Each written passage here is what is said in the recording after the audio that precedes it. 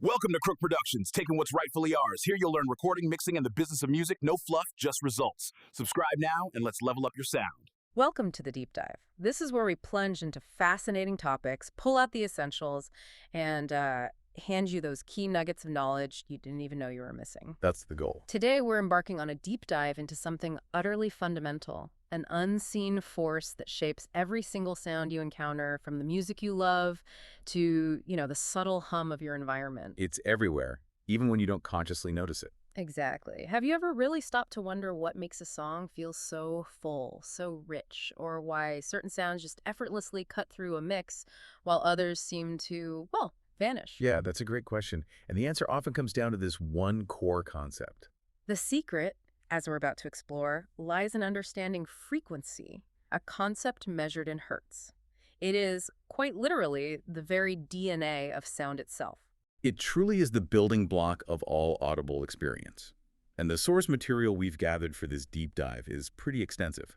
We've distilled insights from comprehensive audio engineering guides, practical music production handbooks, and even career advice for musicians who, really need to master this domain. So we've got the theory and the practice covered. Pretty much. Yeah. Our mission today is to give you a genuine shortcut to being remarkably well-informed, providing you with practical insights into how this deceptively simple, yet profoundly influential concept impacts everything, from the meticulous crafting of music in a professional studio to how your own ears perceive sound as a listener. So it affects both the creator and the audience. Absolutely. By the end of this, we hope you'll have a completely new appreciation for the sounds you encounter every single day. That sounds like an invitation to a whole new way of listening.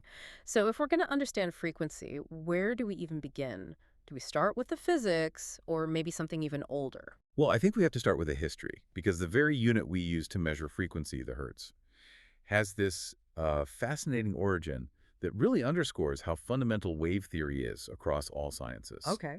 It's named after a brilliant German physicist, Heinrich Rudolf Hertz, who lived from 1857 to 1894. What's truly remarkable is that Hertz wasn't initially focused on audio at all. His primary drive was to experimentally prove the mathematical theories of electromagnetism Okay. that had been developed by James Clerk Maxwell. So he was essentially trying to bring these elegant, pretty abstract equations to life in the laboratory. That feels like a massive undertaking, especially, back in the late 19th century. It was a monumental task, absolutely. And his approach was utterly revolutionary for its time. Hertz managed to construct what was, in essence, a primitive radio transmitter and receiver using a spark gap and a simple dipole antenna. Wow, the primitive radio. Yeah. With this ingenious setup, he was able to generate and detect ultra-high frequency, or UHF, radio waves. And through these groundbreaking experiments, he confirmed Maxwell's predictions that these electromagnetic waves behave precisely like light waves, and perhaps most significantly for his legacy, that they travel at the speed of light. That's huge. It was. This profound work laid the foundational bedrock for all modern wireless communication, from your phone to Wi-Fi. It's really a testament to how pure scientific inquiry can lead to unexpected world-changing applications. So his work, born from the pursuit of theoretical physics, ended up becoming absolutely fundamental to countless practical applied fields, including, obviously, the world of sound engineering. It's kind of a classic example of pure science having these huge ripple effects. It really is. Yeah. That's the true beauty of it, isn't it? The unit of measurement named in his honor, the hertz, became a cornerstone of applied engineering, especially in audio and communication. This whole story powerfully highlights the universality of wave theory, showing how a single scientific concept can unify seemingly disparate fields. And it wasn't always called hertz, right? No, exactly. Before hertz was formally adopted, the unit of frequency was simply known as cycles per second, or often abbreviated as per dec. It was actually a group of German scientists in the early 1920s who first proposed naming the unit hertz to honor the physicist and, solidify his place in scientific history. And that new name really took hold, didn't it? Seems like it did. It absolutely did. The term was formally established by the International Electrotechnical Commission, or the IEC, back in 1933. And then it was widely adopted as part of the International System of Units, the SI system, in 1960. Okay. Now, while it officially replaced cycles per second at that point, you'd still hear Krebs lingering in use well into the 1970s, especially maybe in older engineering circles or older textbooks. Right, old habits die hard. They do. But this historical journey truly underscores how foundational physics principles are the bedrock upon which audio engineering and so many other fields are built. It's not just, a technical term, it's a piece of scientific heritage. That's a fascinating origin story for something we now take completely for granted every time we talk about sound. So let's shift from the history to the absolute core physics. What is frequency in a physical sense? How do we actually define it? Okay. At its most basic, frequency is simply the measure of the rate at which a repeating event occurs over a specific unit of time. How often something happens. Yeah. In the world of audio, it specifically refers to the number of complete sound waves or cycles that occur each second. So when you hear 1 hertz or 1 hertz, that literally means 1 complete cycle per second. Just one up and down movement of the wave in a second. Exactly. It's a fundamental property, not just of sound, but of electromagnetic waves and really any other cyclic phenomenon you could possibly imagine. I remember hearing about its relationship to period and wavelength. These concepts feel really important for understanding how sound actually moves through the air, right? How it behaves. You're spot on. Those are key. The frequency of a sound wave has what we call a reciprocal relationship with its period, which is simply the length of time it takes for just 1 complete cycle to occur. Okay, so they're inverses of each other. Exactly. For example, if you have a wave with a frequency of 100 hertz, that means it completes 100 cycles in 1 second. Its period, then, is 1 divided by 100, which gives you 0.01 seconds per cycle. It's just 2 ways of looking at the same exact thing. How fast something repeats. And wavelength. That sounds like it has massive implications for how sound behaves in the real world, how it travels and interacts with objects, walls, everything. It absolutely does. Wavelength is crucial. Frequency is inversely related to wavelength, which is the physical size or the length of the wave itself.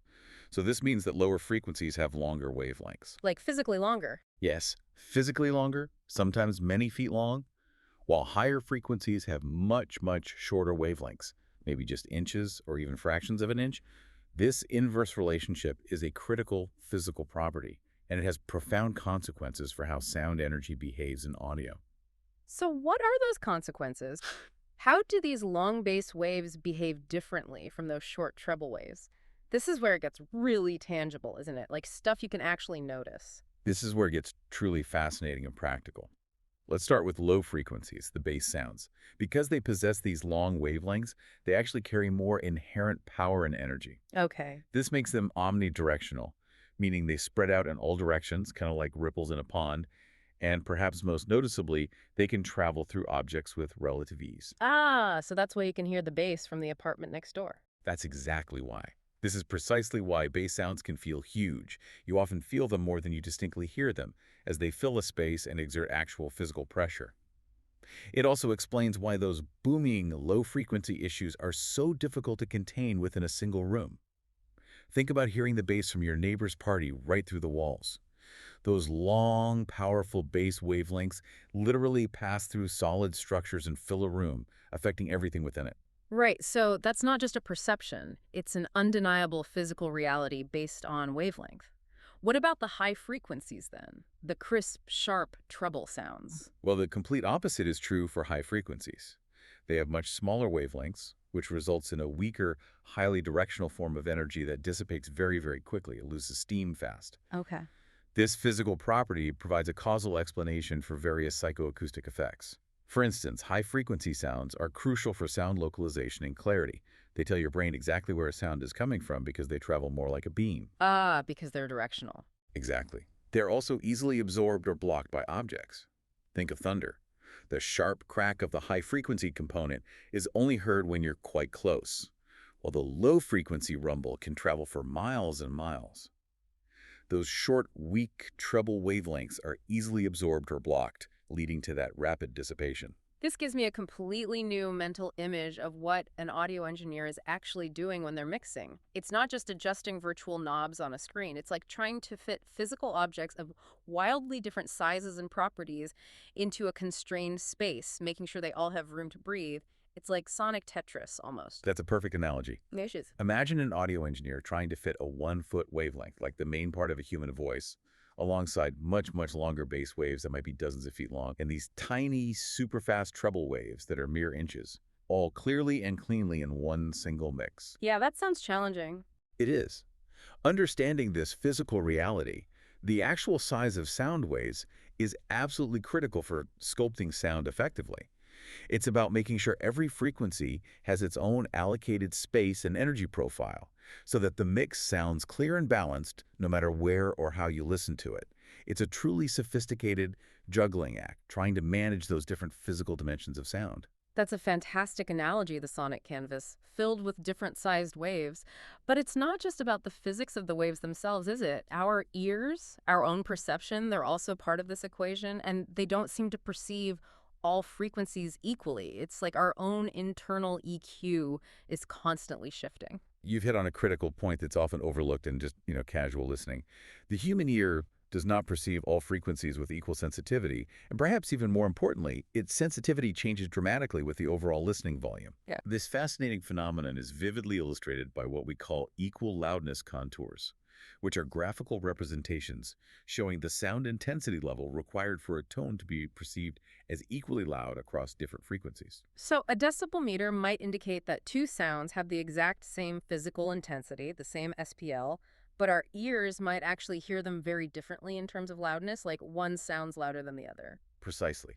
While a decibel meter measures the physical intensity of a sound, typically in decibels of sound pressure level, or dBSPL, equal loudness contours measure perceived loudness, using a unit called fons. This is why two sounds with the same physical intensity, for example, both at 65 dBSPL, but at different frequencies, say maybe 500 Hz versus 50 Hz, will not be perceived as equally loud by the human ear. The 500 Hz will likely sound louder. Wow. This profound disconnect between objective physical measurement and subjective human perception is a core principle of psychoacoustics, the study of how we perceive sound. It's not straightforward. And this perceived loudness actually changes with volume. Tell us more about that, because that has huge implications for how music sounds on different playback systems, or just turning the volume knob up and down. This is where it really impacts your everyday listening experience, definitely. At low listening volumes, the human ear is significantly less sensitive to both very low frequencies, the deep bass, and very high frequencies, the airy treble. Okay. The mid-range frequencies appear most prominent, which often makes sounds feel duller, thinner, or maybe lacking in oomph or impact. I totally get that. That explains why sometimes you turn a track down your headphones, maybe late at night, and it just loses all its life or punch. It goes from being really vibrant to feeling a bit flat and lifeless. Exactly. Your favorite song might sound absolutely amazing when played loud, full of punch and sparkle, but then feel kind of flat and thin when played softly. Your ears literally hear the frequencies differently depending on the volume. And the other way around. When you turn it up, Conversely, as the overall listening volume increases, our perception becomes much flatter or more uniform across the entire frequency spectrum. That means we hear the lows and highs more noticeably and more accurately relative to the mid-range. Things even out a bit. that's a significant insight for anyone who creates or engineers audio then. It sounds like if you mix a song really quietly, you might unknowingly make decisions that don't translate well when the song is played loud, say in a club or on a different louder system. You've really captured the core dilemma there. A mix created solely at a quiet listening level may end up being sonically imbalanced because the engineer might unknowingly boost the bass and treble to compensate for the ear's reduced sensitivity at those low volumes. Right, trying to make it sound right to them at that quiet level. Exactly. But this can result in a mix that sounds harsh, overly bright, and maybe boomy or muddy when played back at a higher volume. This is precisely why professional practice recommends mixing at a moderate volume, typically somewhere around 80 to 85 dB SPL. At this level, the ear's response is closest to being linear or flat. And even then, it's also absolutely crucial to reference the mix at both louder and quieter levels periodically, just to ensure it translates well across all different listening environments, from tiny earbuds to massive concert halls. So checking at different volumes is key. It's all about making sure the intent of the mix carries through, no matter the playback volume. It's a constant balancing act. And I understand that these equal loudness contours, these graphs, have actually evolved over time as our understanding of hearing has improved, right? It wasn't always the same curves. Yes, that's right, they have. The initial and probably most widely recognized were the Fletcher-Munson curves, published way back in 1933. They were foundational, absolutely, but they were based on listening experiments conducted using headphones. Ah, okay. Later, in 1956, Robinson and Dadson produced new curves that became the basis for the original ISO 226 standard for equal loudness. However, ongoing global research revealed some discrepancies with those curves, too. The science marches on. It does. This led to a major international review and the establishment of the ISO 226.2003 standard. This modern standard is considered far more accurate, as it's based on a global consolidation of research, and specifically derived from frontal sound presentation, which better mimics real-world listening in a room rather than just headphones clamped to your ears. So our ears are nonlinear, our perception shifts with volume. What about how our hearing changes over a lifetime? Does age play a significant role in how we perceive frequencies? That seems like another big factor. It absolutely does, and it's a profound consideration for anyone producing audio for a broad audience, which is pretty much everyone. Presbycusis, or age-related hearing loss, is an incredibly common bilateral condition, meaning it affects both ears that typically becomes noticeable around age 60 and progresses slowly but surely. And what does it affect most? Its hallmark is a specific impairment in the ability to understand high-frequency components of speech. Think about those voiceless consonants like P, K, F, and S. They become increasingly harder to distinguish, making speech sound muffled or unclear. So the clarity goes first. Often, yes. This physiological reality has a profound impact on how music and all other forms of audio are perceived by a significant portion of the population, especially older listeners. What actually causes this beyond just the natural process of getting older? Is it purely age, or are there other factors at play that can make it worse? Well, the etiology of presbycusis is indeed multifactorial. While the primary physiological cause is the age-related degeneration of inner ear structures, particularly the loss of these tiny, delicate receptor hair cells in the basal part of the cochlea. Those are the ones for high frequencies, right? Exactly. Those are the tiny, delicate cells specifically responsible for transducing high frequencies. But there are other significant contributing factors, too. These include genetic predispositions, exposure to certain ototoxic medications and chemicals, and, critically, long-term exposure to loud noise. Noise exposure again. Yes. Studies have clearly shown that individuals who sustained noise-induced cochlear damage in their youth, maybe from loud concerts, machinery, etc., are significantly more prone to developing more severe presbycusis later in life. This really highlights the vital importance of hearing protection at all ages, because the damage accumulates over time. It doesn't just go away. That's a truly important point for everyone listening. Protect your hearing. So for audio professionals, this has huge practical implications beyond just understanding the physics of sound. It changes how they have to think about their audience. It absolutely forces a crucial consideration of both the intended mix and the perceived mix by different listeners. And engineers meticulously crafted high-frequency content, which might add that beautiful air and brilliance to a track, maybe partially or even completely inaudible to a significant segment of their audience, especially older listeners. So what do they do? Well, this necessitates a more nuanced mastering approach. Engineers need to ensure that critical information, like the attack of a drum or the clarity and intelligibility of a vocal, is also well represented in the mid-range frequencies, not just relying on the highs. Okay. Moreover, they must ensure that the overall tonal balance remains pleasing and impactful, even if that top-end sparkle isn't fully perceived by everyone.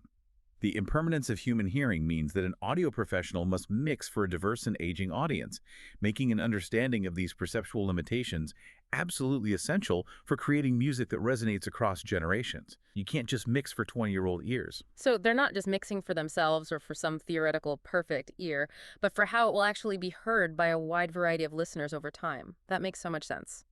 Now let's transition into how audio professionals actually talk about sound. How do they describe and shape this complex frequency spectrum? Because just saying it sounds bad isn't very helpful in the studio, is it? You're right, that's not going to get you very far. Not helpful at all. This is where a common, much more precise language comes into play. Audio professionals use this powerful blend of objective technical terms, like hertz, and subjective descriptive adjectives that map directly onto specific frequency ranges. Like a code. Kind of, yeah. Mastery of this language, which effectively links technical measurements to their audible qualities, is a fundamental skill. It allows an expert to bridge the gap between technical understanding and artistic goals. It's their secret code for sound, in a way. So if we imagine this whole sonic canvas where all sound lives, what does it actually look like? What are its boundaries? What are we working with? Okay, the average human hearing range, as we generally understand it, spans roughly from 20 hertz on the low end, that deep rumble, up to about 20,000 hertz, which we often just call 20 kilohertz on the high end. This is your entire sonic canvas. But you said most adults can't hear all the way up to 20K. That's true. It's worth noting that very few adults can actually hear the extreme high end of 20 kilohertz, as high-frequency sensitivity naturally declines with age and noise exposure, as we just discussed. What's equally important, though, is that our perception of frequency is logarithmic, not linear. Logarithmic, meaning? Meaning the ear perceives equal ratios as equal intervals. This is why doubling a frequency raises the pitch by exactly 1 octave. For instance, an A note at 440 hertz goes to 880 hertz for the A 1 octave higher than 1760 hertz for the next A up. It's always a doubling. Oh, okay. Our ear inherently groups frequencies that are whole number multiples, which we call harmonics, as musically related tones. This logarithmic perception is the very foundation of musical harmony itself. And where are we most sensitive on this vast sonic canvas? Where do our ears really perk up the most? Humans are overwhelmingly most sensitive to mid-range frequencies. In fact, because of that logarithmic nature of hearing, the perceptual midpoint of our audible spectrum is actually around 1 kilohertz, not 10 kilohertz, even though 1 kilohertz looks like it's on the lower end of the linear 20-20K scale. The ear sensitivity truly peaks in roughly the 2 kilohertz to 5 kilohertz zone, partly due to the natural resonance of the ear canal itself boosting those frequencies. This critical range corresponds directly to the frequency content of human speech, especially consonants that give us clarity and many important musical overtones. Frequencies in this range sound loudest to us, relatively speaking, whereas very low bass and very high treble need to be at much higher physical sound pressure levels to be heard with equal perceived loudness. Okay, so give us the cheat sheet then.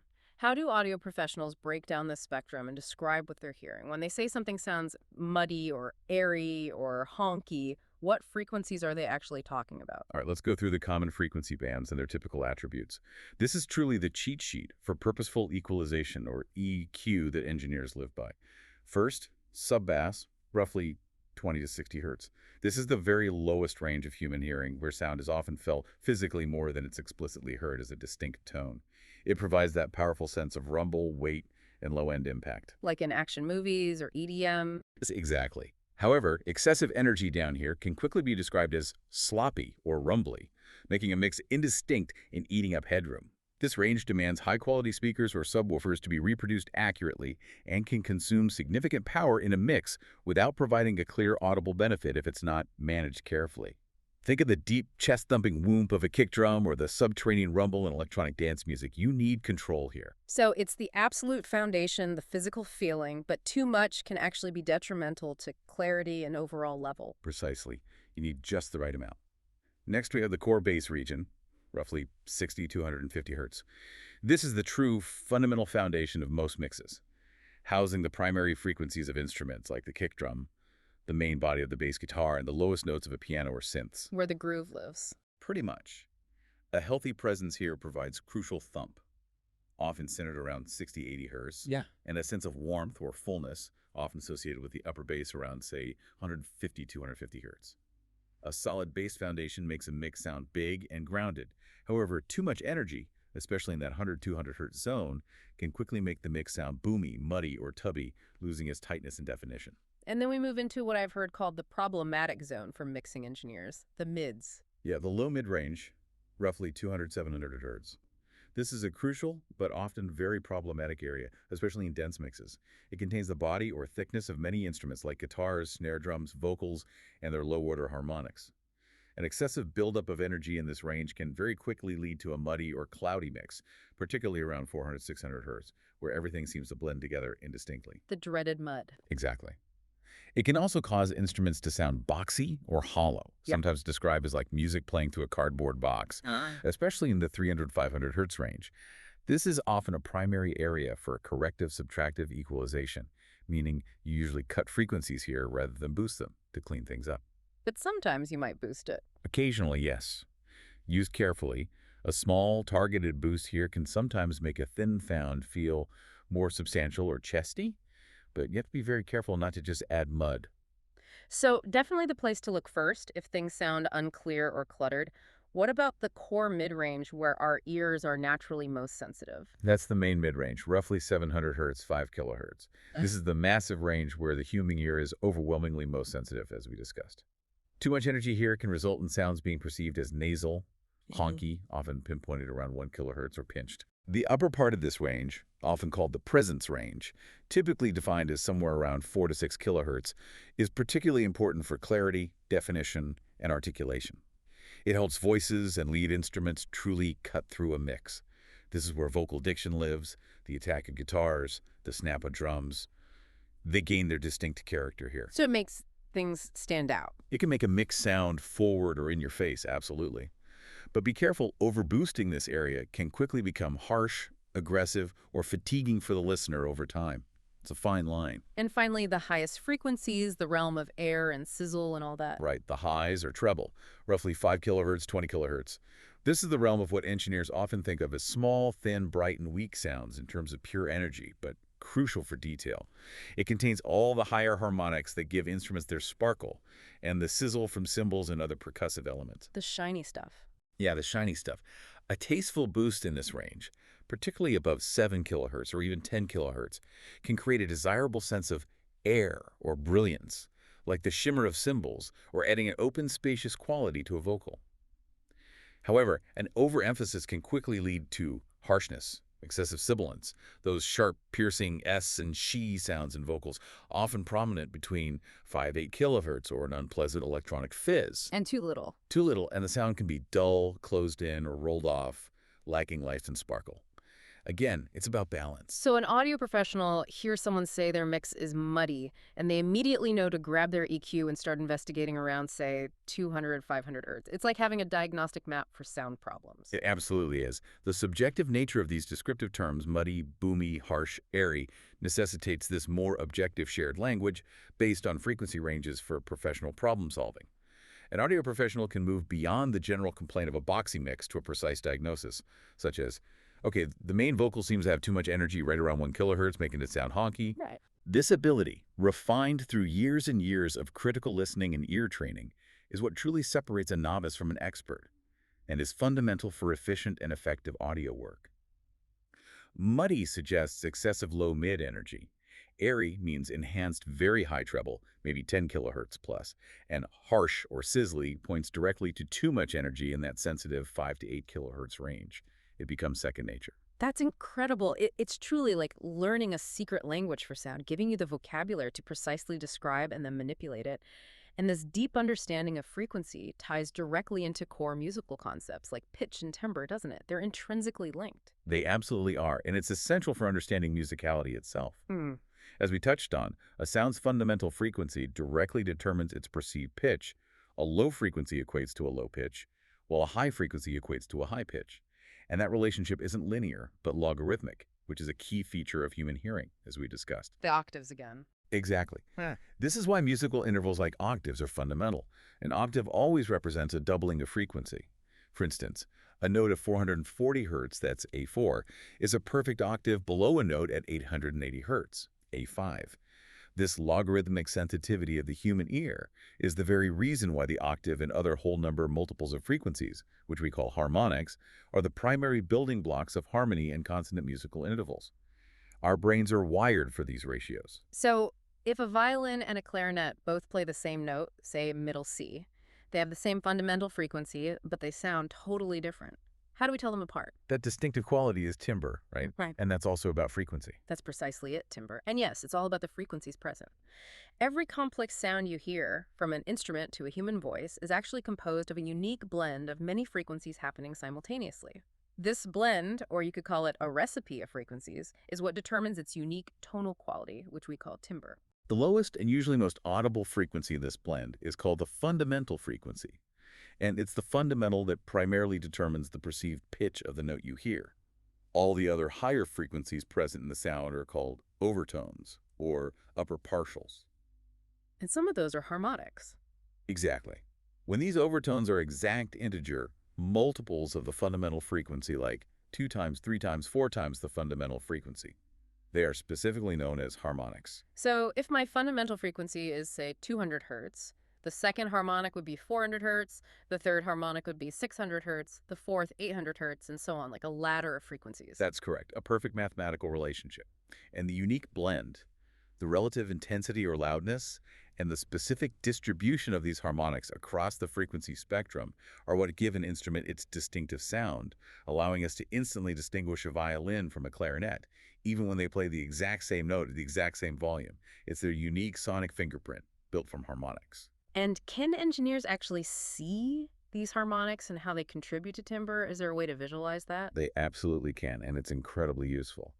Timbre, which is often described qualitatively using words like bright or dark or reedy, can also be analyzed quantitatively through spectral analysis. Tools like a spectrum analyzer or software using fast Fourier transform, commonly known as FFT, can decompose a complex waveform into its component frequencies. Like breaking down light with a prism. That's a great analogy. It reveals the precise amplitudes or levels of the fundamental and all its harmonics. This allows an engineer to visually see, for example, that the brighter timbre of a violin is a result of a greater presence and intensity of higher harmonic frequencies compared to the darker, rounder sound of a French horn playing the same note. This ability to visualize and quantify timbre transforms it from a purely subjective quality into a technical characteristic that can be precisely measured, understood, and even manipulated. And I've heard about even an odd harmonics making a big difference. What's the distinction there, and why does it matter so much for the character of the sound? This is a fascinating detail that makes a huge difference in the perceived character, the feel of a sound. The character is profoundly influenced by whether it contains a greater proportion of even harmonics versus odd harmonics. And this isn't random. It's often a direct result of the inherent nonlinear behavior of the sound source itself, how the instrument physically vibrates, or the signal processor, like an amplifier or distortion pedal, that's affecting it. Nonlinear meaning it changes the waveform slightly. Exactly. It doesn't just make it louder, it alters the shape, adding these harmonics. This distinction between even and odd harmonic types is a critical consideration for both instrument design and audio engineering, as they produce distinctly different psychoacoustic effects. They feel different. Let's break those down then. Even harmonics first. What do they sound like? What's their vibe? Okay, even harmonics occur at even multiples of the fundamental frequency. So 2 times the fundamental 2F, 4 times 4F, 6 times 6S, and so on. These tend to produce a sound that is perceived as smooth, warm, rich, and full-bodied. Pleasant sounds. Generally, yes. They blend very seamlessly and constantly with the fundamental frequency, creating a sound that is often described as fat or warm, and is generally considered more pleasing or musical to the ear. Instruments like bowed strings, when played softly, and certain woodwinds naturally produce a rich set of even harmonics. And in gear. In audio engineering, this is precisely why tube amplifiers and analog tape saturation are so highly valued. They naturally tend to enhance even harmonics when driven, adding that characteristic warmth, depth, and a pleasing roundness or glue to a track. And then the odd harmonics. I imagine they sound quite different, perhaps a bit more aggressive or edgy. They do indeed. A very different flavor. Odd harmonics occur at odd multiples of the fundamental frequency. So 3 times 3, 5 times 5, 7 times 7, and so on. These contribute a sharper, brighter, and more distinct quality to a sound, often associated with edginess, aggression, or complexity. Like distortion on a guitar. Exactly. They can add tension or a degree of dissonance to the sound, which can be highly desirable for certain genres or artistic effects. Instruments such as brass instruments, electric guitars played through distortion pedals, and many types of synthesizers prominently feature odd harmonics, which define their characteristic edgy, biting, or buzzy sound. This is also why transistor-based distortions often produce a more aggressive or fizzy tone compared to the smoother warmth of tube distortion, as they inherently tend to generate more odd harmonics. So manipulating these harmonic structures, encouraging evens for warmth or odds for edge, is a core skill for an audio professional. It's not just applying a generic effect, it's shaping the sound's fundamental character to achieve a specific emotional or aesthetic goal. That's exactly right. An expert understands that they are intentionally shaping the fundamental harmonic character of a sound. They might choose a specific microphone, preamp, compressor, or saturation plugin precisely because it emphasizes even harmonics for vintage warmth or odd harmonics for modern aggression. This deep understanding and manipulation of harmonics are absolutely key to creating compelling, emotionally resonant audio that fits the desired style. Okay, so we've explored the physics of frequency, how our ears perceive it, and how it defines musical timbre. Now let's get into the practical side, the engineering toolkit. How do audio professionals actually control and manipulate frequency in the studio to achieve their sonic visions? What tools do they reach for? Well, the primary tool, and undoubtedly the most powerful and frequently used signal processor in all of audio engineering, is equalization, or as everyone calls it, EQ. At its absolute core, EQ shapes the tonal characteristics of a sound by increasing, which we call boosting, or decreasing, which is cutting the amplitude or volume of specific frequencies or a specific range of frequencies. So it's both a science and an art then. You need to understand the technical side, the numbers and curves, but also have a really good ear for what sounds good musically. Precisely. You absolutely nailed it. The effective use of EQ is definitely a science, grounded in a deep understanding of frequency, physics, and acoustics. But it's equally an art, guided by the engineer's refined ear, their musical taste, and their creative intent for the track. And what are they trying to achieve with EQ? What are the main goals? Oh, the goals are multifaceted. It can be used to remove unwanted noise like hum or hiss, or problematic resonant frequencies that make an instrument sound bad. It's crucial for creating distinct space for different instruments in a dense mix so they don't clash. It can correct inherent tonal imbalances in a recording. Maybe a vocal sounds too thin or too boomy. And ultimately, it's used creatively to shape the character of a sound for purely artistic purposes. Like making something brighter or warmer? Exactly. You could think of EQ like a sonic scalpel, allowing for incredibly precise and surgical control when needed, or perhaps like a sculptor's chisel, broadly shaping the raw material of sound into something more refined or expressive. And what are the different types of EQ tools, the specific paintbrushes and chisels engineers use? I know there are different kinds of filters involved. Yes, there are several key filter types within an equalizer, each designed for a specific function, like different brushes for different strokes on a canvas. First, we have the low-cut filter, also known as a high-pass filter, often abbreviated as HPF. This filter does exactly what its name suggests. It attenuates or reduces the level of frequencies below a chosen cutoff point, letting only the highs pass through unaffected. What's the main use case for that? Its primary application is incredibly common, removing unwanted low-end rumble from recordings. This could be air conditioning noise, microphone handling noise, floor vibrations, even distant traffic rumble that snuck into the recording. It's also used constantly to clear out unnecessary low-frequency information from tracks that simply don't need it, like vocals, violins, acoustic guitars, cymbals, or hi-hats. They don't have much useful information down low anyway. And what's the benefit of removing that low stuff? By doing this, it creates valuable space and headroom in the mix. Headroom is basically the space between the loudest peak and the absolute digital ceiling. Removing unnecessary low end frees up that headroom for the foundational bass instruments like the kick drum and bass guitar, which genuinely require that low frequency space to be powerful and defined without competing with clutter from other tracks.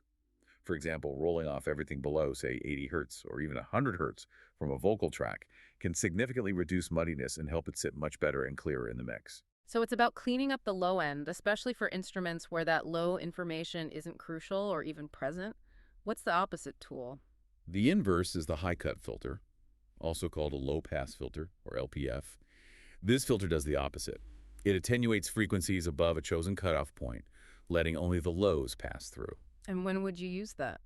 It's commonly used to remove unnecessary high-end clutter or harshness from maybe bass instruments or kick drums, sometimes to smooth out overly bright sources.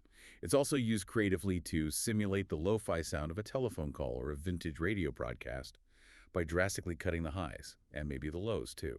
And you hear it a lot in electronic music for creative effects, like sweeping the filter's frequency down to remove highs and build tension, or sweeping it up to bring elements in, or even mimicking the effect of distance by rolling off highs. Okay, got it. What about shelving filters? They sound different. Right, next we have shelving filters. These filters are a bit different. They either increase or decrease all frequencies above, for a high shelf, or below, for a low shelf, a certain chosen corner frequency by a set amount. It creates a shape like a shelf in the frequency spectrum, hence the name. So a broader effect. Exactly. They're generally considered a more musical and gentle form of EQ compared to sharp cuts or boosts, ideal for making broad tonal changes to an entire mix, a subgroup of instruments, like all the drums, or an individual track where you want a general brightening or warming effect. A common application is what's sometimes known as the smiling EQ curve, which uses high and low shelving filters to gently boost both the treble and bass, creating a more exciting hype sound, often used in mastering, though subtly. For instance, a gentle high shelf boost starting at 8 kHz can add overall brilliance and sparkle to a mix, or a low shelf cut below 150 Hz can gently reduce general boominess across the lower register without targeting a specific problem frequency. And then the most versatile one, I think, the peaking or bell filter. This is the one that gives you really precise surgical control, right? Absolutely. That's the peaking filter, often called a bell filter because of its shape. This is arguably the most versatile and commonly used filter type, especially in modern parametric EQs. It allows you to create a peak for boosting or a dip for cutting, centered around a specific target frequency. And you can control how wide or narrow that peak or dip is. Exactly. What makes it so incredibly versatile are its three main controls. You set the frequency for the exact center point of the bell curve, the gain for how much you want to boost or cut at that center frequency, measured in dB, and the crucial Q parameter, which stands for quality factor, but basically controls the width or bandwidth of the bell curve. A higher Q value means a narrower, more focused surgical band, allowing for very precise targeting of problem frequencies. A lower Q value gives a wider, gentler curve, ideal for a broader, more musical tonal shaping. What are some typical uses? Peaking filters are used for absolutely everything. Surgically cutting out a harsh, resonant frequency that's making a snare drum ring annoyingly. That might be anywhere between 900 Hz and 3 kHz, depending on the drum. Creatively boosting a desirable harmonic in a vocal track to make it cut through. Adding that satisfying snap or attack to a snare drum around 5 kHz. Removing honkiness from a vocal around 1 kHz. The possibilities are endless. So choosing the right filter type really depends on whether you're trying to solve a specific problem surgically or create a broader artistic effect. It sounds like a philosophical decision sometimes. Are you being a doctor or a painter? It truly is, and that's a great way to put it. The choice of filter often reveals a lot about an engineer's approach and intention at that moment. While a low-cut filter is often a technical, problem-solving tool used almost universally, and a peaking filter with a high Q is surgical, a shelling filter or a wide Q bell filter is usually more musical and artistic. A modern parametric EQ's versatility allows it to fulfill all these roles. This distinction is critical to a professional workflow, where an engineer often first performs surgical subtractive work to clean up individual sounds before using broader, perhaps additive or musical EQ to shape the overall tone and help elements sit together creatively. It's about clearing the canvas before you start painting the picture. That leads perfectly into what I've heard described as the core philosophy of EQ in mixing, the subtractive versus additive approaches. I've often heard the mantra repeated, cut before you boost. What's the thinking behind that? Why is cutting often preferred first? That's a classic piece of advice for a very good reason, and it's central to modern mixing philosophy. In the professional world of audio mixing, while both subtractive and additive EQ approaches certainly have their place and are both used, the subtractive EQ method is overwhelmingly considered the foundation of a clean, clear, and professional-sounding mix. So what does it involve?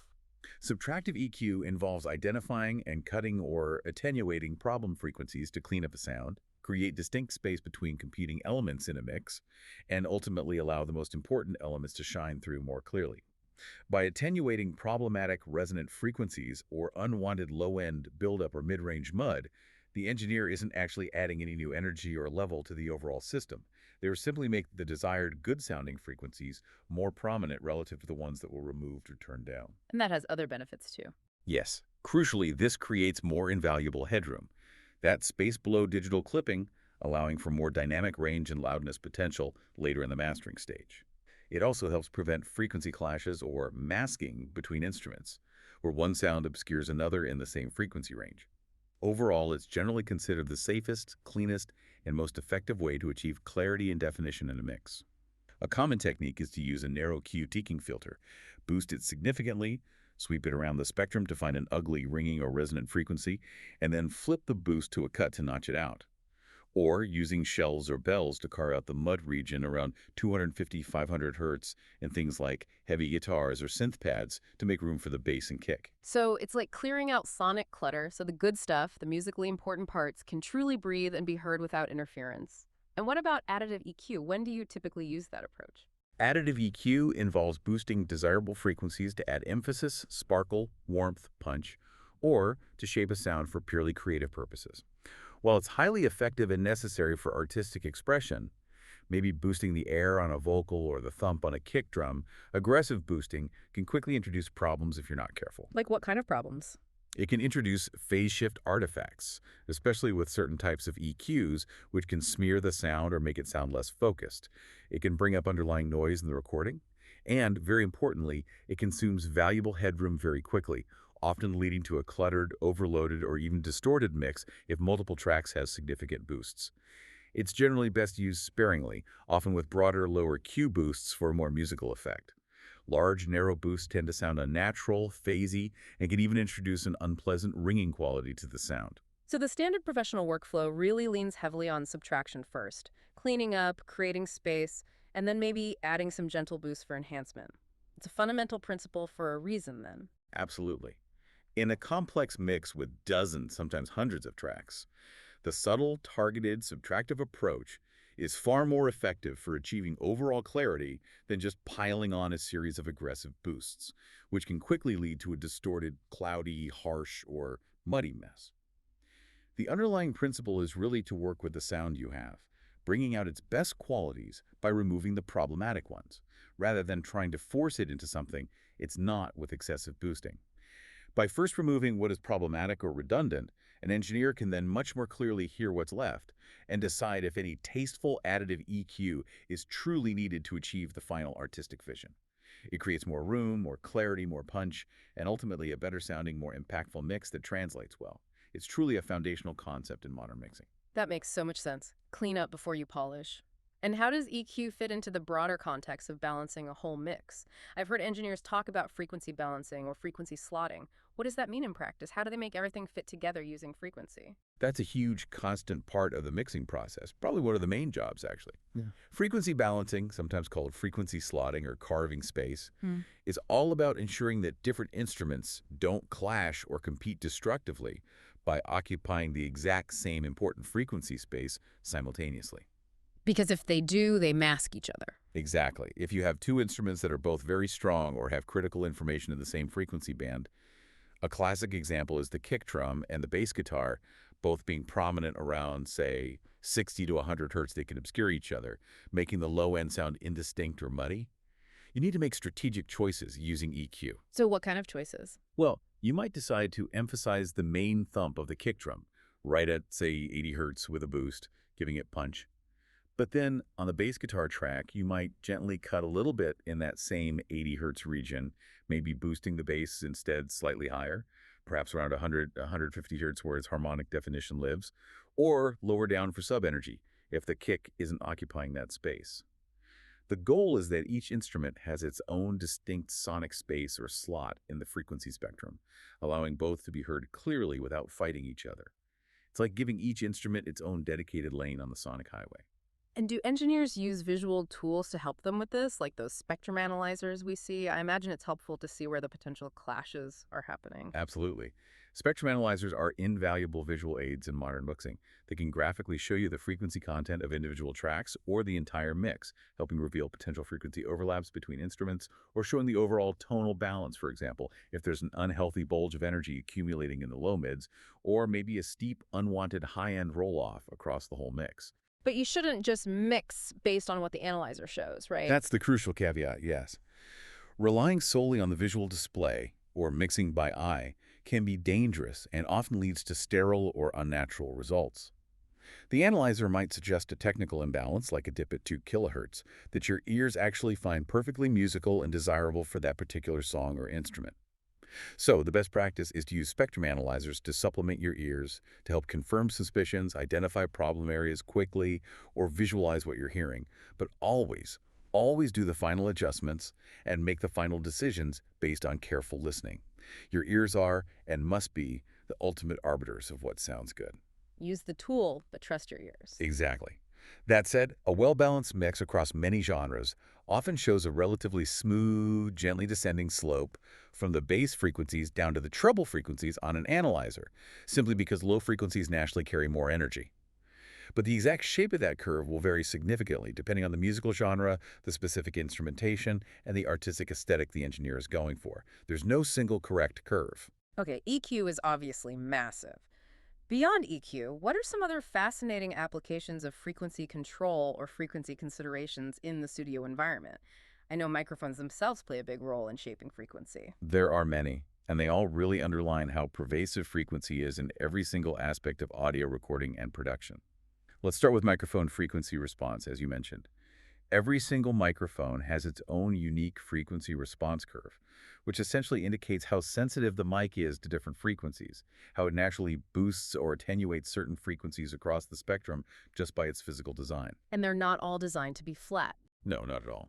Some high-end condenser microphones, often used for detailed studio recording, aim for a very flat neutral frequency response for maximum accuracy, capturing the source as faithfully as possible.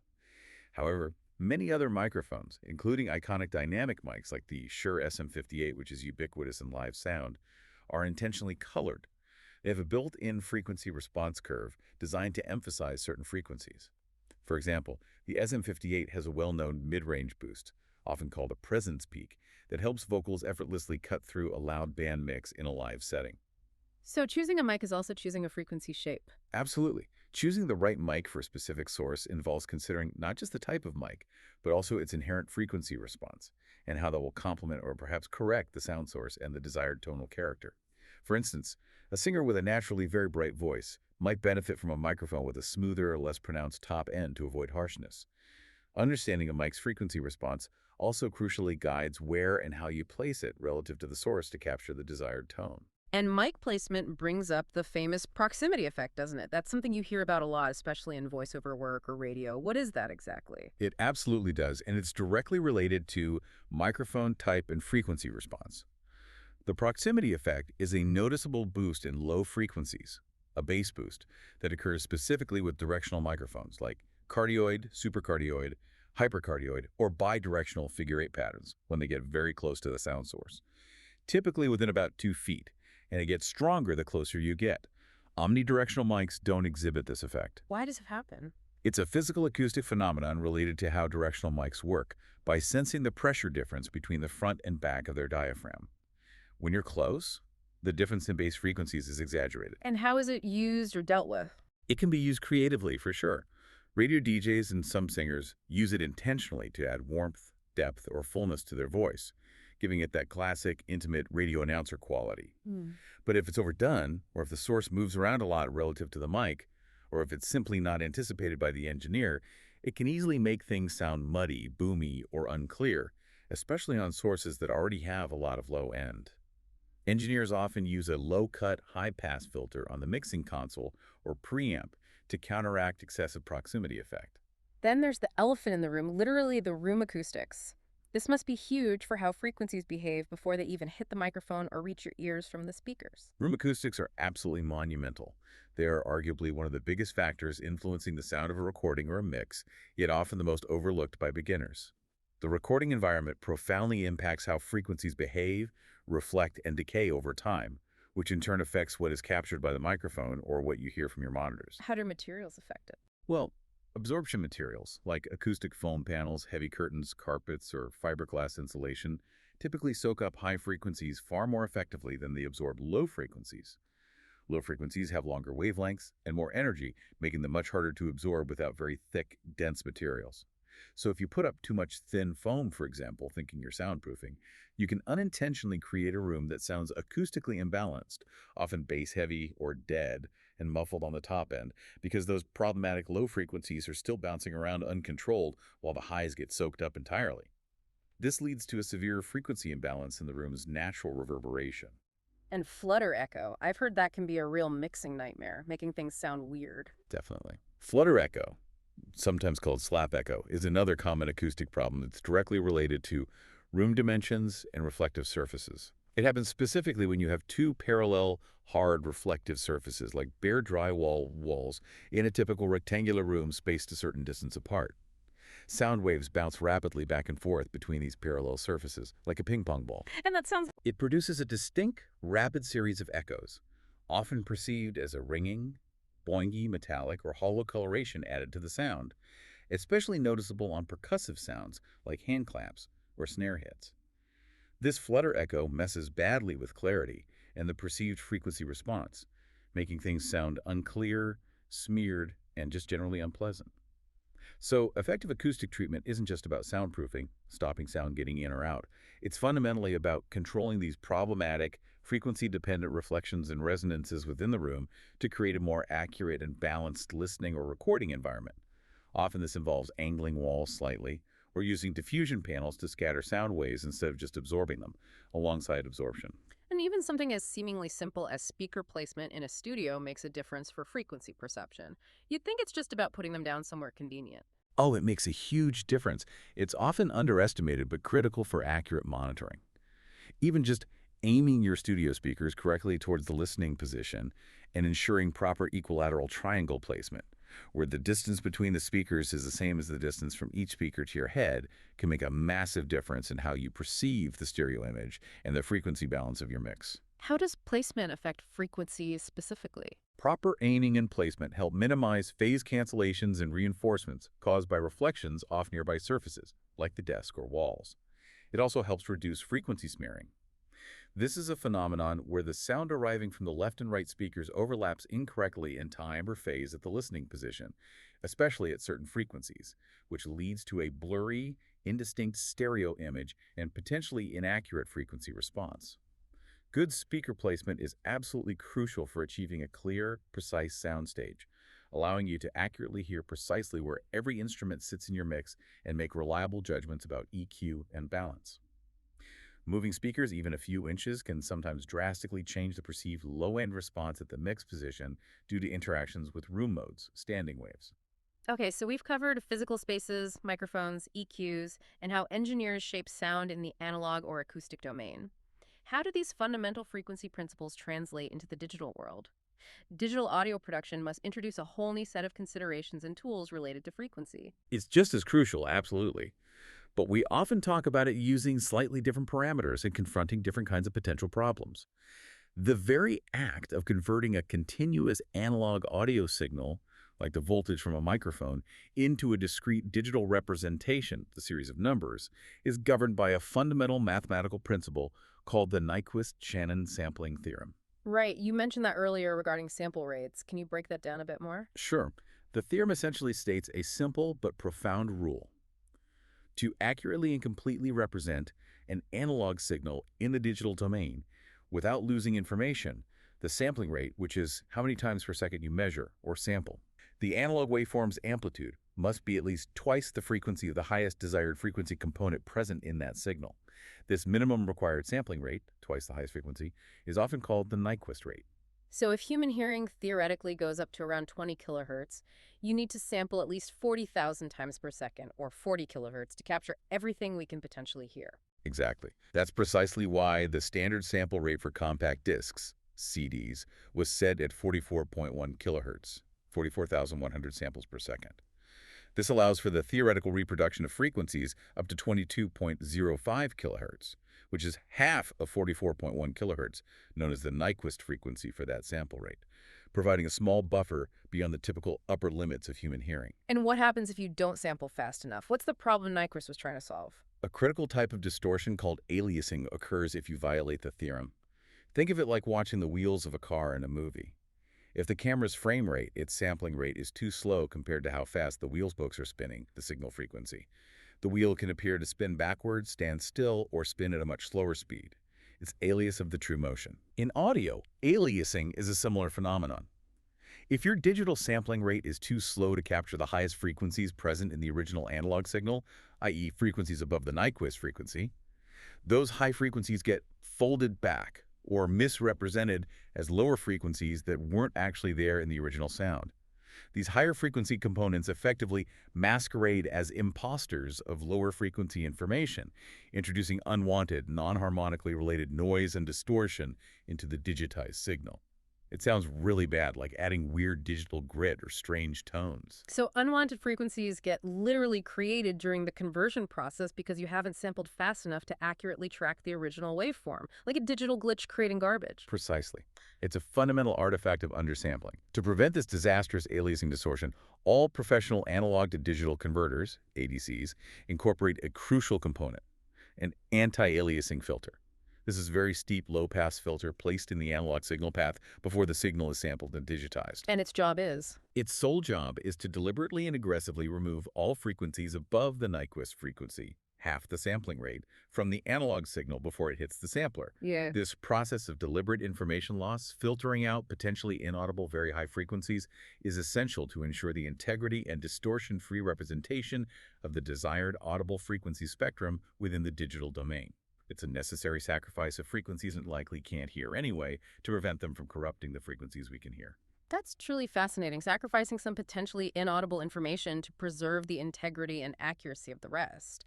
So what about the quest for higher fidelity then? We hear about different standard sampling rates like 44.1 kilohertz, 48 kilohertz, 96 kilohertz, even under 92 kilohertz. Are higher rates always inherently better? Does recording at 96K sound twice as good as 48K? Well, while the Nyquist theorem dictates the absolute minimum sample rate required for a theoretically perfect digital reconstruction of the bandwidth up to the Nyquist frequency, the choice of a specific sample rate in a professional audio workflow involves a classic engineering trade-off. It balances theoretical fidelity against practical considerations like computational cost, CPU load, storage space, and workflow flexibility. The three most common sample rates you encounter are 44.1 kilohertz, which is the long-standing CD standard, still widely used because it's very efficient and CPU-friendly, 48 kilohertz, which became the standard for audio embedded in video and film due to synchronization reasons, and higher rates like 96 kilohertz or even 192 kilohertz, which are popular choices for high-resolution audiophile recordings, archiving, and intensive sound design projects where manipulation like pitch shifting is common. But if 44.1 kilohertz theoretically covers the full range of human hearing, up to 22.05 kilohertz, why would an engineer choose to work at a much higher rate like 96 kilohertz, which allows frequencies up to 48 kilohertz? Can we even hear that difference? That's the million-dollar question and the subject of endless debate. While the theoretical difference in audible fidelity between, say, 48 kilohertz and 96 kilohertz may not be directly perceptible to most human ears under normal listening conditions, since both capture the full 20K range, working at higher sample rates provides significant practical benefits during the production process that can lead to a cleaner final product, even if it's ultimately delivered at a lower rate like 44.1K or 48K. What kind of practical benefits? Firstly, recording at 96 kilohertz moves the necessary anti-aliasing filter's cutoff point way up to 48 kilohertz, which is far, far beyond the range of human hearing. Real-world analog filters aren't perfect. They can introduce subtle phase shifts or slight frequency response ripples near their cutoff frequency. Pushing that cutoff so high means any potential negative side effects of the filter are completely inaudible, allowing for simpler, more transparent filter designs. Okay, so cleaner filtering. What else? Secondly, higher sample rates generally provide lower processing latency when using digital effects plugins or working on digital mixing consoles. This is because the system processes smaller chunks of time more frequently, leading to quicker response, which is especially critical for musicians monitoring themselves through effects during recording or for live sound engineers needing instant feedback. Lower delay, that's important. Definitely. And thirdly, for sound designers, working at higher sample rates like 96 kilohertz offers much greater flexibility for extreme audio manipulation. For instance, you can pitch shift a sound recorded at 96 kilohertz down by a whole octave, and it will still retain frequency content up to 24 kilohertz, half of the original 48 kilohertz bandwidth. If you try the same pitch shift on a 44.1 kilohertz recording, the resulting audio would have practically no high-frequency content left above 11 kilohertz, sounding much duller and less detailed. So it's really about a cleaner, more robust, and more flexible workflow during production, even if the end consumer product is eventually delivered at a standard rate like 44.1K or 48K. That's a smart compromise for professional production, aiming for the best possible quality during creation. Exactly. While 44.1 kilohertz or 48 kilohertz are theoretically sufficient and perfectly adequate for consumer delivery formats, working at higher rates like 96 kilohertz provides a kind of technical safety buffer that minimizes potential digital filter imperfections and offers greater processing flexibility. This can lead to a more transparent and high-quality workflow, even if the final product is downsampled for release. It's about optimizing the process. And speaking of delivery formats and how things sound, we absolutely have to talk about the infamous loudness wars. How did that historical period in music mastering affect the perception and use of frequency and dynamics in music? It feels like frequency took a backseat to just being loud. Oh, the loudness wars. Yes, that was a dominant and often controversial historical trend in music mastering, really spanning from the late 1980s through the early 2000s, maybe even a bit later. The core idea, driven by commercial pressures, was to make albums sound progressively louder than their predecessors when played on the radio or compared side by side. Louder equals better, was the thinking. That was the perception, yeah. The belief was that the louder track would grab the listener's attention more effectively. But this loudness was achieved primarily at the direct expense of dynamic range, which is that crucial difference between the softest and loudest parts of a song, the very thing that gives music its punch, impact, and emotional ebb and flow. So how did they make everything louder without just clipping? To achieve these extreme levels, mastering engineers employed increasingly aggressive digital compression and especially brick wall limiting. These tools were used to heavily squash the loudest peaks in the audio waveform and simultaneously boost the level of the quieter sections, effectively reducing the dynamic range and pushing the average audio level as close as possible to the absolute maximum digital ceiling, 0 dBFS, without technically clipping constantly. The whole waveform ended up looking like a solid brick. And the sonic consequences of this extreme squashing, if I recall, were often quite detrimental to the music itself, leading to a lot of complaints. Yes, absolutely. While the goal was perceived loudness, this practice often resulted in music that was audibly compromised. It could sound flat, lifeless, lacking punch, and become incredibly fatiguing to listen to for extended periods because there was no dynamic variation, just constant level. It also often introduced audible distortion artifacts from the extreme processing. Landmark albums from this era, like maybe Oasis's What's the Story, Morning Glory, or Metallica's Death Magnetic, are frequently cited as prominent examples of this trend, often criticized by audiophiles for their compromised audio quality due to hypercompression, despite their musical impact or popularity. So how did this war finally end? Did engineers just collectively decide to stop doing it, or did something else change? Interestingly, the effective end of the loudness wars wasn't really driven by a collective artistic choice among engineers, although many certainly disliked the trend. It was primarily driven by a fundamental technological and business shift, catalyzed by the meteoric rise of music streaming services like Spotify, Apple Music, YouTube, Tidal, and others. How did streaming change things? These platforms universally introduced systems for loudness normalization. Instead of just playing tracks back at whatever level they were mastered at, these systems first measured the perceived average loudness of each track, using a sophisticated human perception-based algorithm and metric called LUFS, which stands for Loudness Units Full Scale relative to Digital Full Scale. Okay. Then, the streaming services automatically adjust the playback volume of every track to match a consistent target loudness level set by the platform, for example. Spotify aims for around -14 LUFS, Apple Music around -16 LUFS. So an overly loud, hyper-compressed track from that Loudness Wars era just gets turned down automatically by Spotify to the same average level as a more dynamic, quieter master. It completely negates the loudness advantage. Exactly, you've hit the nail on the head. This normalization system fundamentally changed the entire game. A heavily compressed, squashed track from the Loudness Wars era is no longer perceived as significantly louder than a more dynamic, naturally mastered track when played on these platforms. It is simply turned down by the streaming service to meet the same average loudness target. So it just sounds squashed and turned down. Precisely. It's left with all the negative sonic degradation of its extreme compression, like a tired, flat, distorted sound, but with absolutely no competitive advantage in perceived loudness anymore. This technological shift had a profound impact on the creative and technical decisions of artists and mastering engineers. It effectively removed the primary commercial incentive to hyper-compress tracks just to win the loudness battle. This led to what some called a quiet revolt and a widespread return towards prioritizing more dynamic range in mixes and masters, allowing for more punch, nuance, musicality, and emotional impact. It's a fantastic illustration of how downstream technology and distribution platforms can profoundly influence artistic choices and even our practical relationship with frequency and dynamics, because a mix that's carefully balanced when dynamic can lose all its intended impact and frequency balance if it's just brutally flattened for loudness that no longer matters. That's a truly powerful example of technology influencing artistry, and arguably for the better, in this case, bringing dynamics back. What are some other fascinating ways frequency manifests or needs to be considered in specifically digital or other specialized audio contexts? Oh, there are quite a few more, really showing just how deeply frequency is woven into the fabric of everything audio-related, especially in the digital realm.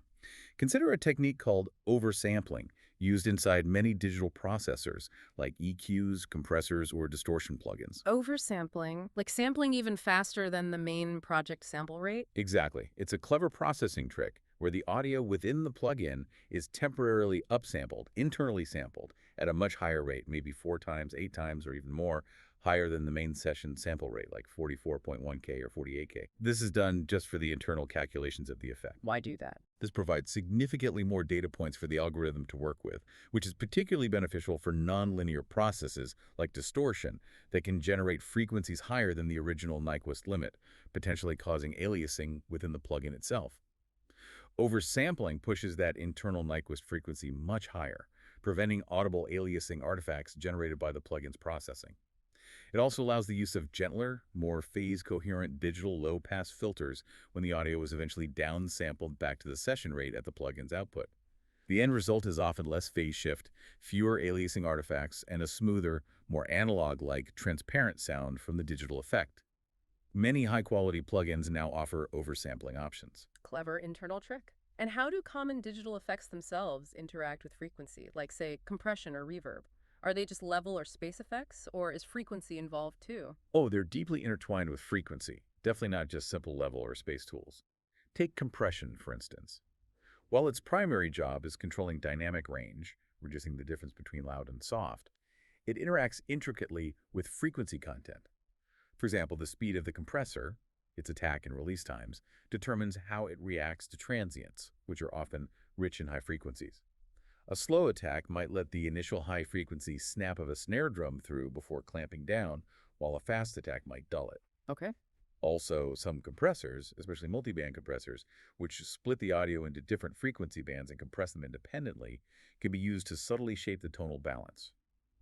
Furthermore, the nonlinearities inherent in some compressor designs, especially analog models or emulations, can add harmonic distortion, subtly changing the frequency content, sometimes used creatively as a harmonic exciter to make things sound richer or fuller by adding harmonics. Different compressor types like VCA, FET, optical, tube all have different sonic characteristics, partly due to how they react to and potentially alter frequency content over time. And reverb. It creates space, but does it mess with frequency? Reverb is another great example.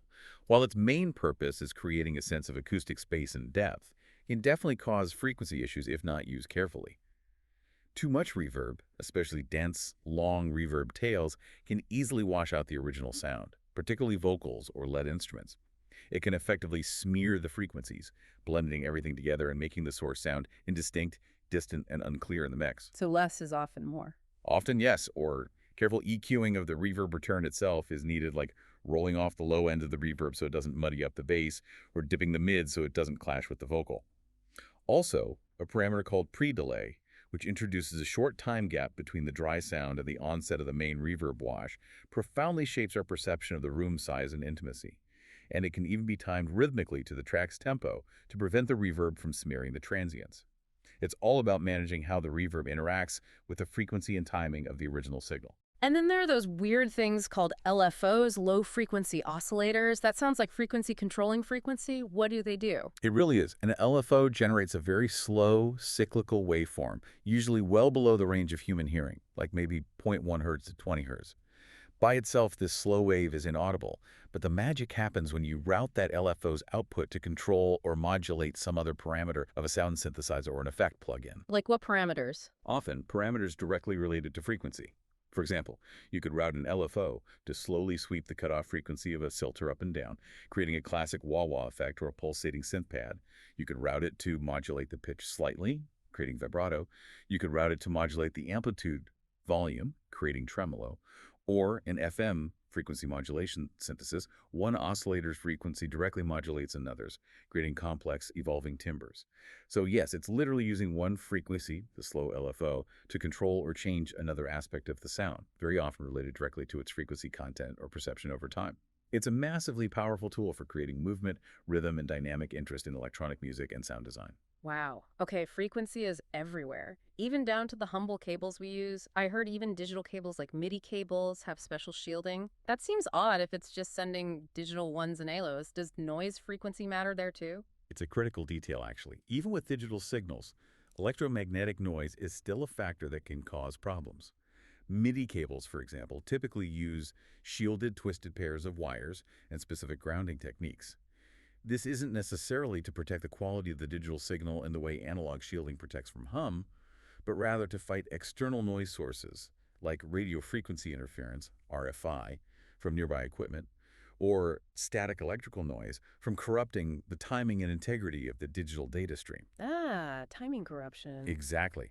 If interference gets in and causes errors in the MIDI data, maybe flipping a bit here or there or messing up the clocking signal, it can cause your sequence instruments to play wrong notes, trigger at the wrong time, drift out of sync, or exhibit other glitches in a very audible and musically destructive way. So in a way, the shielding protects the intended frequency of events, the precise timing of notes and commands, ensuring the musical performance remains pristine as intended. The same applies to digital audio cables like AC-BU or SPDIF, where interference can cause clicks, pops, or dropouts if the data stream is corrupted. And what about specialized audio setups, like surround sound for movies, or even much older formats like vinyl records? How does frequency play out in those specific contexts? Great question. In surround sound, like a standard 5.1 or 7.1 setup used in cinemas and home theaters, you have a dedicated channel, the 0.1 channel, known as the LFE or low frequency effects channel. This channel is specifically designed and allocated to carry powerful, dedicated low-end information, typically covering a frequency range from about 5 hertz way down deep up to maybe 120 hertz. For the big boom. Exactly. It's used for things like massive explosions, earthquakes, spaceship rumbles, and deep musical bass notes in movie soundtracks.